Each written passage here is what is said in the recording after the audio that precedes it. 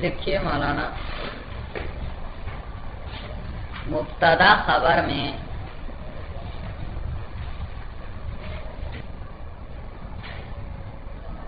مطابقت کے لیے، مبتدا خبر میں مطابقت کے لیے طا کے ساتھ، مطابقت طا کے ساتھ میم طا الف با قاف دو نقطوں والا تا، مبتدا خبر میں مطابقت کے لیے 4 شرائط ہیں، مطابقت کے لیے 4 شرائط ہیں۔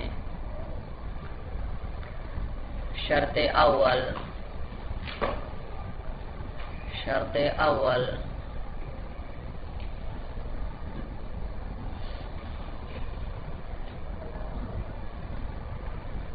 خبر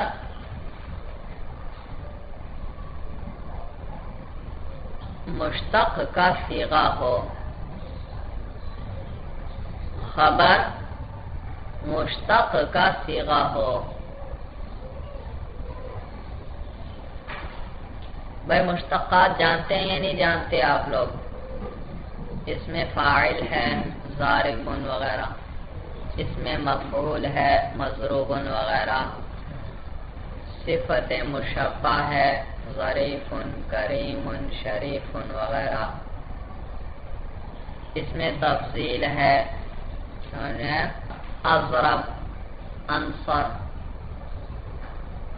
اچھا، اور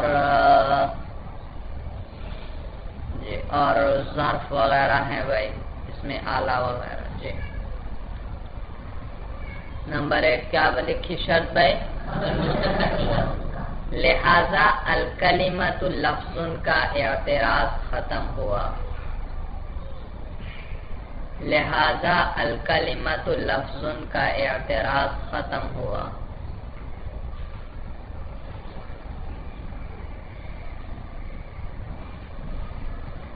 کہ الکلمہ مبتدا مؤنث ہے، کہ الکلمہ مبتدا مؤنث ہے،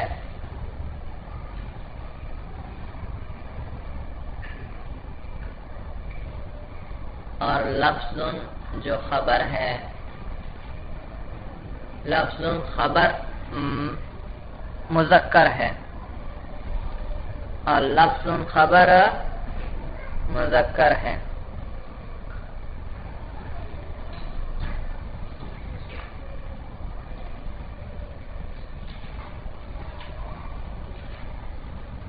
کیونکہ یہاں پہلی شرط نہیں پائی جا رہی،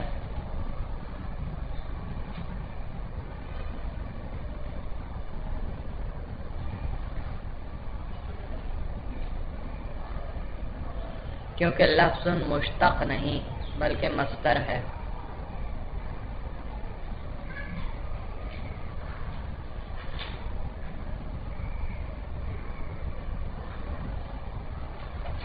کیونکہ لفظ مشتق نہیں بلکہ مصدر ہے۔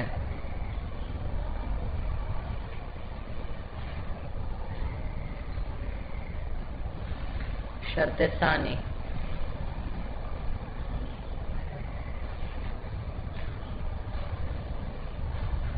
اس مشتق میں کوئی ضمیر ہو، اس مشتق میں کوئی ضمیر ہو جو مبتدا کی جانب لوٹ رہی ہو۔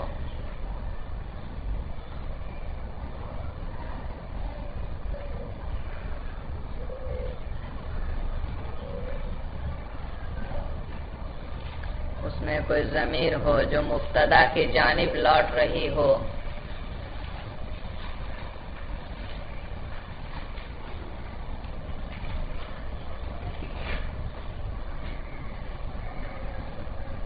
جیسے مثلا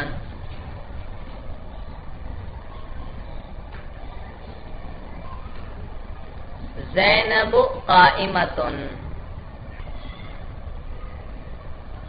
زینب قائمۃ،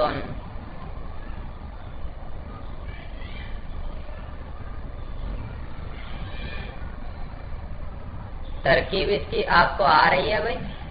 آتی ہے یعنی ترکیب. زینب کیا بنے گا؟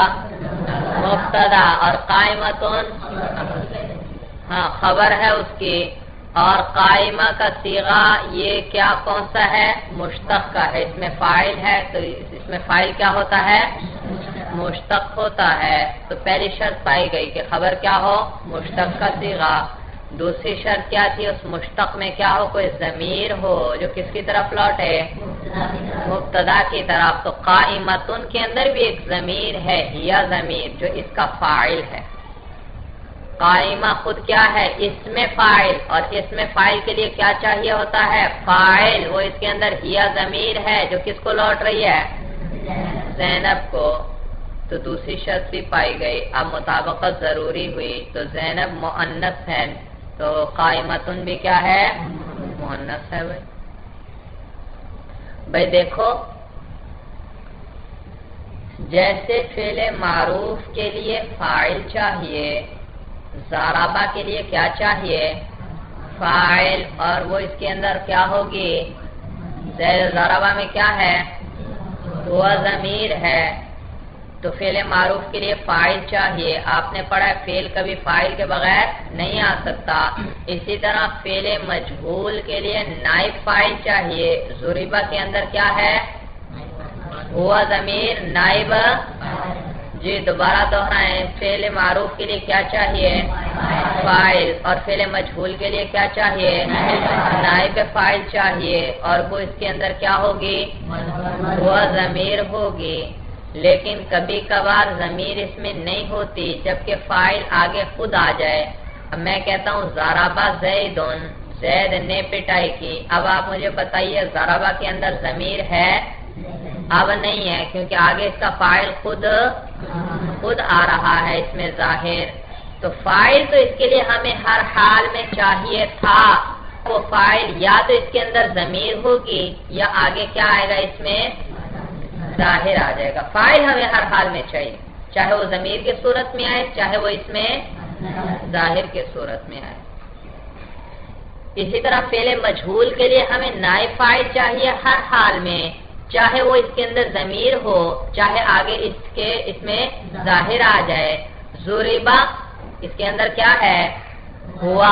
وہ اس کے لیے کیا ہے؟ نائب. اور یا ضربہ زیدن. اب ضربہ کے اندر کوئی ضمیر ہے نہیں، تو یہ کیا ہوا؟ فعل مجہول ہے اور آگے اس کا فاعل نائب فاعل کیا ہے؟ اس میں ظاہر آ رہا ہے. یہ بات سمجھ میں آ گئی؟ کوئی فعل کبھی فاعل یا نائب فاعل کے بغیر آ سکتا ہے؟ نہیں. اس کے لیے ہمیشہ کیا چاہیے؟ بھائی زبان سے دوہراؤ، میں کس لیے بول رہا ہوں؟ ہاں، ہر فعل کے لیے ہمیشہ کیا چاہیے؟ فاعل یا نائب فاعل چاہیے. وہ فاعل یا نائب فاعل آنے کی کتنی صورتیں ہیں؟ دو صورتیں. یا کس صورت میں؟ ضمیر کی صورت میں یا اس میں؟ ہاں، یعنی اس کو ایسا ایک لفظ چاہیے جس کو یہ رفع دے. کیا دے؟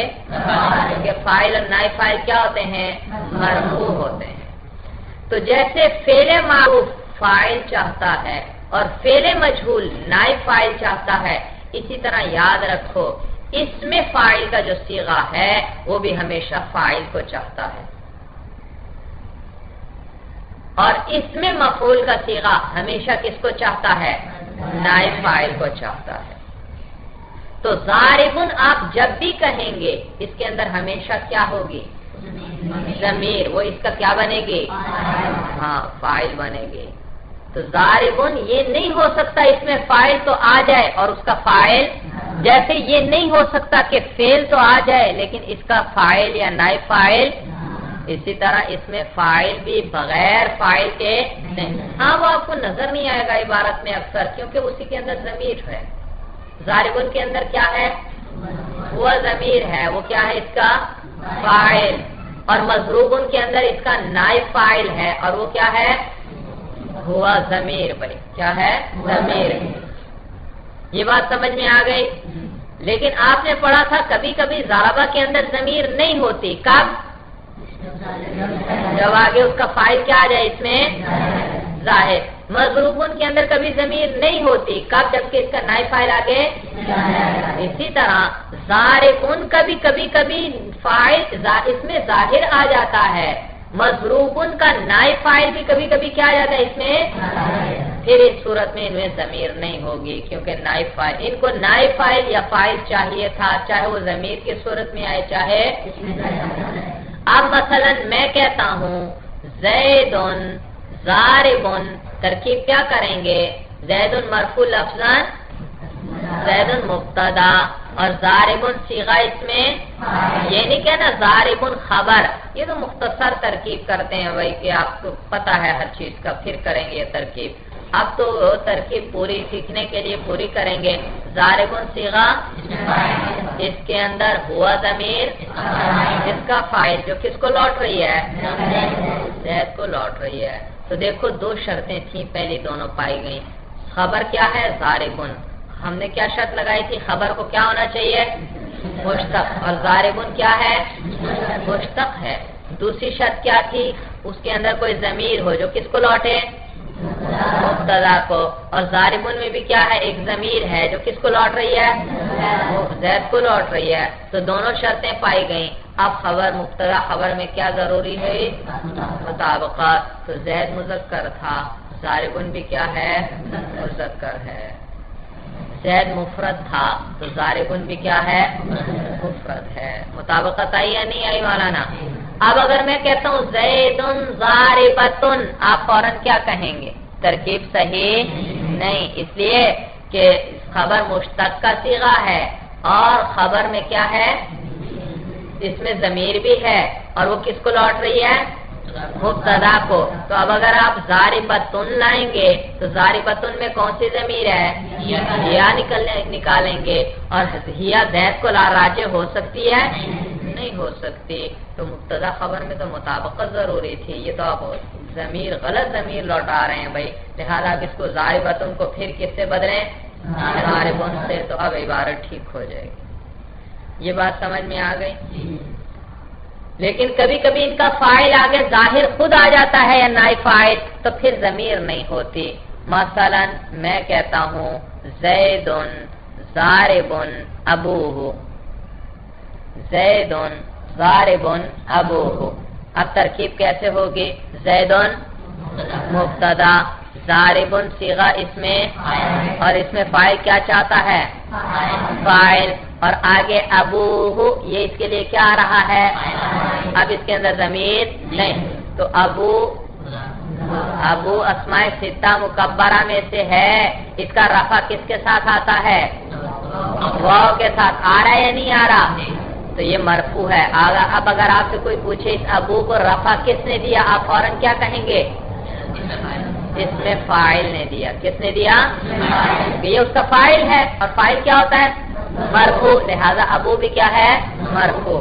تو ابو مضاف، ضمیر مضافن، مضاف الیہ مل کر ضاربن کے لیے فاعل، اس میں فاعل اپنے فاعل سے مل کر شبہ جملہ ہو کر کیا ہوا، خبر ہوا۔ یہ بات سمجھ میں آ گئی؟ اب آپ مجھے بتائیے، پہلی شرط ہے خبر کیا ہے، تو خبر دراصل ضاربن ہے، ابوہ نہیں خبر والا نا، ابوہ تو اس کے لیے فاعل ہے، وہ اس سے جڑ رہا ہے، سمجھ میں آیا؟ تو ضاربن کیا ہے، خبر ہے جی۔ پہلی شرط پائی جا رہی ہے، خبر مشتق کو پائی جا رہی ہے۔ دوسری شرط کیا ہے، ضمیر ہے جو کس کو لوٹے، ضاربن میں کوئی ضمیر ہے نہیں، معلوم ہوا مطابقت شرط نہیں ہے، مطابقت ضروری نہیں ہے، ہو رہی ہے وہ الگ بات ہے، ہو تو رہی ہے مطابقت، لیکن اب مطابقت شرط، مثلا میں کہتا ہوں زیدن ضاربتن امہ، زیدن ضاربتن امہ، بھائی ضاربہ کیا ہے، صیغہ اس میں زید مبتدا، ضاربہ اس میں فاعل، اور اس میں فاعل کے لیے کیا چاہیے، فاعل چاہیے، اور وہ فاعل یا تو اس کے اندر ضمیر ہوتی ہے یا آگے اس میں، اور یہاں پر ضمیر ہے یا اس میں ظاہر ہے، امہ، تو یہ امہ مضاف الیہ مل کر ضاربتن کے لیے کیا بنے گا، فاعل بنے گا، اس میں فاعل ضاربتن کے لیے یہ کیا بنے گا؟ فاعل بنے گا۔ اور آپ نے ضابطہ پڑھا ہے کہ فاعل مذکر ہو تو فعل مذکر لاتے ہیں، ضربا زیدن۔ فاعل مؤنث ہو تو فعل بھی کیا لاتے ہیں؟ ضربت ہندن یا ضربت زینب۔ سمجھ میں آیا بھائی؟ فاعل مذکر ہو تو فعل کو کیا لاتے ہیں؟ مذکر۔ فاعل مؤنث ہو تو فعل کو مؤنث۔ اسی طرح اگر فاعل مذکر ہو تو اس میں فاعل کو کیا لاتے ہیں؟ مذکر۔ اگر فاعل مؤنث ہو تو اس میں فاعل کو کیا لاتے ہیں؟ اب آپ بتائیے امہ ہو، یہ ام مذکر ہے مؤنث ہے؟ مؤنث۔ تو لہذا جب یہ فاعل ہے یہ مؤنث ہے تو اس کے لیے اس میں فاعل بھی کیا لائیں گے؟ تو ہم نے کہا ضاربتن امہ۔ اب جملہ کیا بن گیا؟ زیدن ضاربتن امہ۔ اب کوئی آپ کو کہے گا یہ جملہ غلط ہے، کیوں؟ مبتدا خبر میں مطابقت، زید مبتدا ضاربتن اس کی۔ آپ کہیں گے نہیں بھائی، خبر کے مطابقت کے لیے ہم نے جو دو شرائط پڑھی تھیں وہ دوسری جتنی شرائط پڑھی تھی ان میں سے دوسری شرط جو ہے یہاں پوری۔ پہلی شرط کیا تھی؟ ضاربتن بھی کیا ہے؟ مشتق۔ پہلی شرط پوری۔ دوسری شرط کیا تھی؟ ضمیر ہو جو کس کو لوٹے؟ اور ضاربتن میں کوئی ضمیر ہے نہیں، کیونکہ اس کا تو فاعل آگے خود ظاہر آ رہا ہے۔ جب ضمیر پیچھے کو نہیں لوٹ رہی تو اب مطابقت بھی شرط نہیں۔ بات سمجھ میں آئی سب کو اچھی طرح؟ آگے لکھیے۔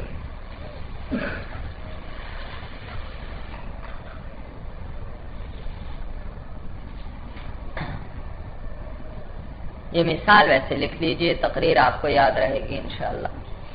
زیدن ضاربتن امہ، زیدن ضاربتن امہ۔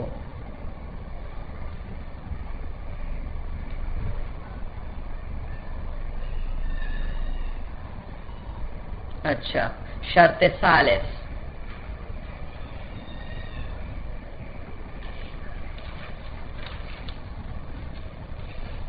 وہ مشتق ایسا نہ ہو، وہ مشتق ایسا وصف نہ ہو، وہ مشتق ایسا وصف نہ ہو جو خاص ہو مؤنث کے ساتھ، جو خاص ہو مؤنث کے ساتھ۔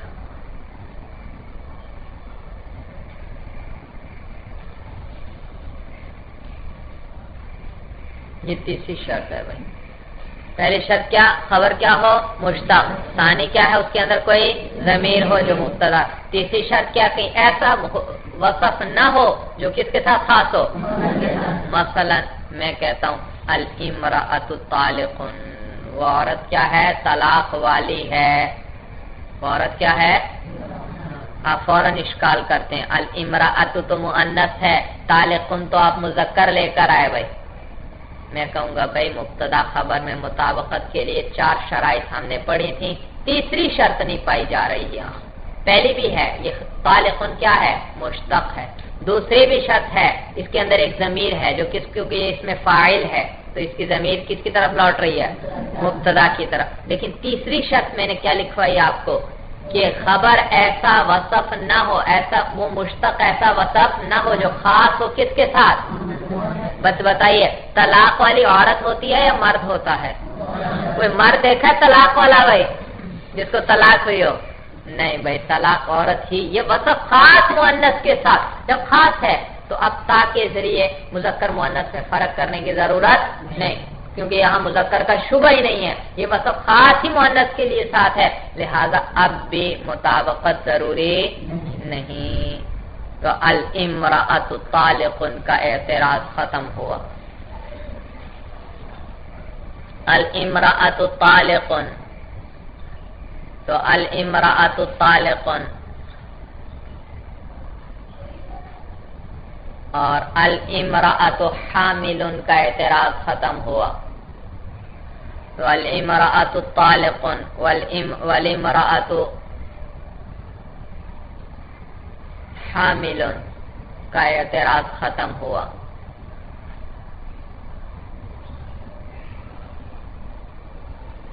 حامل حاملہ والا نا، یہ وصف بھی خاص ہے مؤنث کے ساتھ، کیونکہ طالق اور حامل کے وصف خاص ہیں عورتوں کے ساتھ.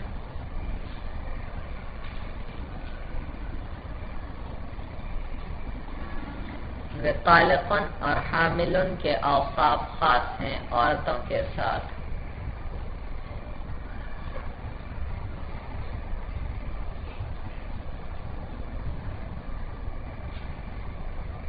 شرط رابعہ، شرط رابعہ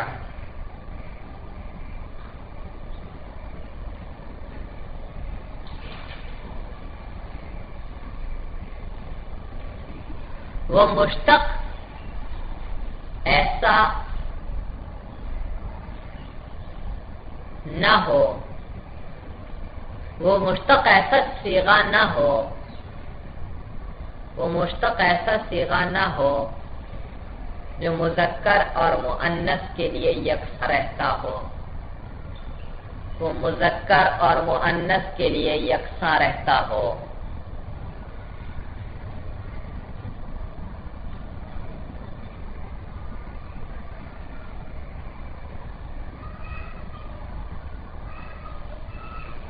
اور وہ مشتق جو مذکر اور مؤنث کے لیے یکساں رہتے ہیں چار ہیں.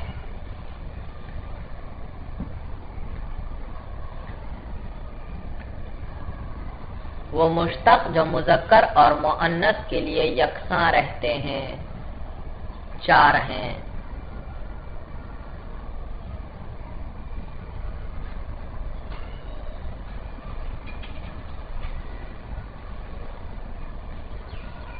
نمبر 1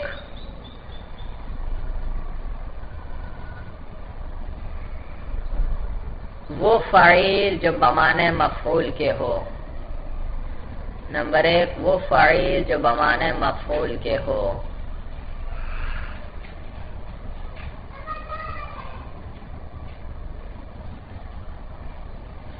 وہ فاعل جو بمعنی، جیسے جریح بمعنی مجروح، جیسے جریح بمعنی مجروح،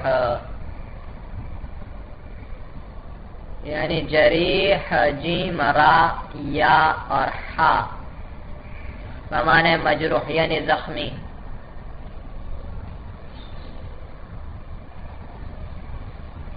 نمبر 2 ایسا وہ فعول جو بمعنی فاعل کے ہو،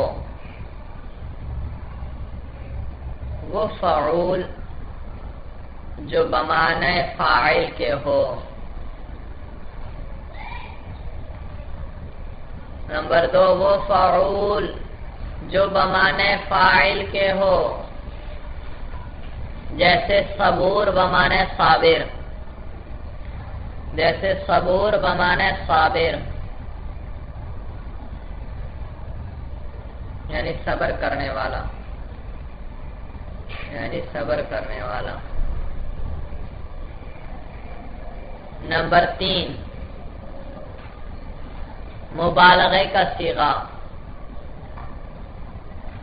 مبالغے کا صیغہ جیسے ضراب،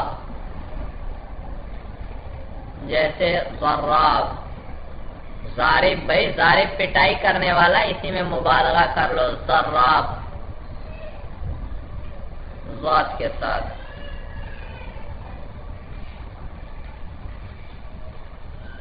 نمبر 4 وہ اس میں تفضیل جو من کے ساتھ استعمال ہو، وہ اس میں تفضیل جو من کے ساتھ استعمال ہو.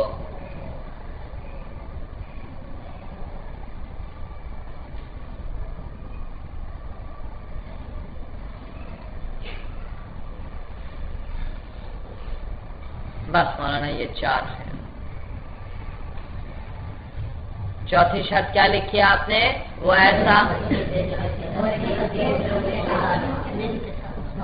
ہاں وہ ایسا اس میں تفضیل جو من کے ساتھ. اچھا پہلے کیا لکھی؟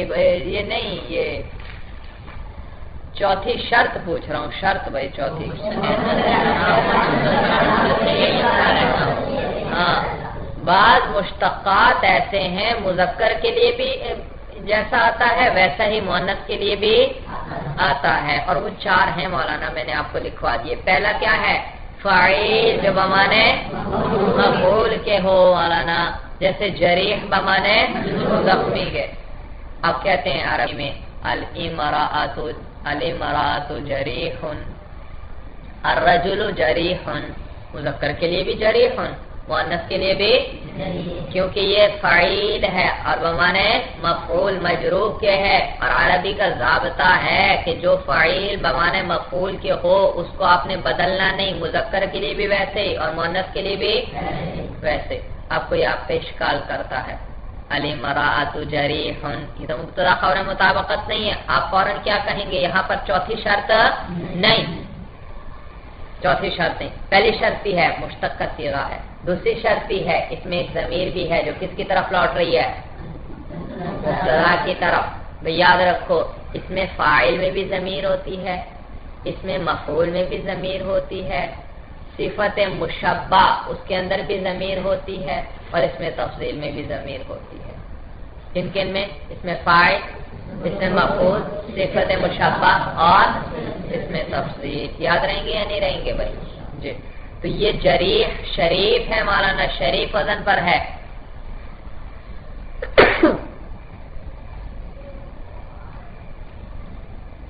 الحمدللہ یہدیکم اللہ ویصلح. اچھا تو یہ کیا ہے مولانا؟ جی کیا بات چل رہی تھی؟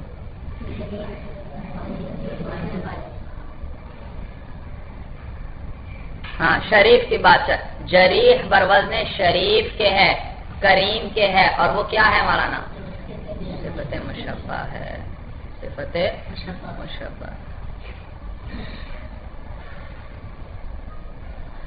تو صفت مشبہ میں بھی کیا ہوتی ہے؟ ضمیر. لہذا ایک ضمیر ہے جو لوٹ رہی ہے کس کی طرف؟ مبتدا کی طرف. اب آپ پہ کوئی اشکال کرے تو آپ کہیں گے کہ بھئی یہاں پہلی یہ مشتق بھی ہے، ٹھیک ہے ہم مانتے ہیں صفت مشبہ ہے، دوسری اس کے اندر ایک ضمیری ہے جو کس کو لوٹ رہی ہے؟ مبتدا کی طرف. تیسری شرط کے بھی یہ خلاف نہیں ہے کہ مؤنث کے ساتھ یہ وصف خاص نہیں، زخمی مرد بھی ہو سکتا ہے، زخمی عورت بھی ہو سکتی ہے. چوتھی شرط اس میں نہیں پائی جا رہی، اور وہ کیا ہے؟